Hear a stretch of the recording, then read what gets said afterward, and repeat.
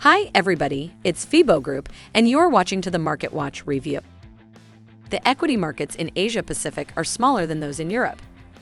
India was the exception to this rule, with a market growth of about 0.75%. Stoxx 600 in Europe is down for the third session. Futures in the USA are currently up 0.3 to 0.4%. The dollar is mixed.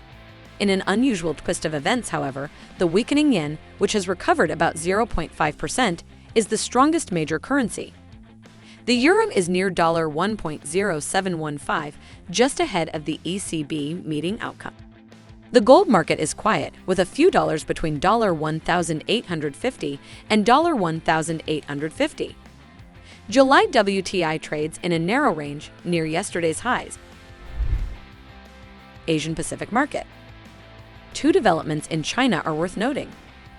New COVID restrictions are being applied to a district of Shanghai, which is home to 2.7 million people. China reported stronger trade figures than expected, which is more encouraging. South Korea is a new threat to supply chain, especially for autos, petrochemicals, and steel. According to the union, most of the 25,000 members and ununionized truck drivers support the strike. Before moving slightly lower, the dollar reached a new marginal high today against the Japanese yen at JPY 134.55. The Australian dollar held steady at $0.7160, the lowest level of the week. Market of Europe. Lagarde, the president of the ECB, has endorsed 25 basis point increases beginning next month. However, she will not be pushing for a 50 basis point increase sometime in futures. One effect she could have is to weaken the euro. This is the fourth meeting of the year for the ECB. This week, the euro traded in a $1.0650 to $1.0750 trading range. The euro is trading in the middle of this range before the ECB meeting outcome. Sterling posted an outside-up day Tuesday. Sterling has remained in the range of Tuesday's trading, and there has not been any follow-through buying. Market of America.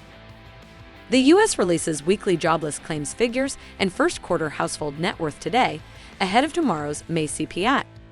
U.S. oil inventories increased by approximately 2 million barrels last week, even though Cushing supplies fell to a 3-month low.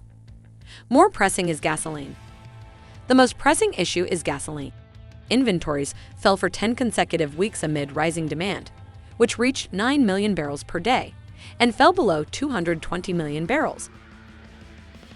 The U.S. high driving season is just starting, warning about higher prices. Tomorrow, Canada will report May jobs data. Canada's economy seems to be outperforming the U.S.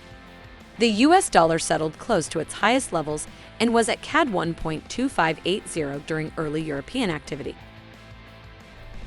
That's all for me. Closely monitor the news background and be prepared for all the surprises of the market.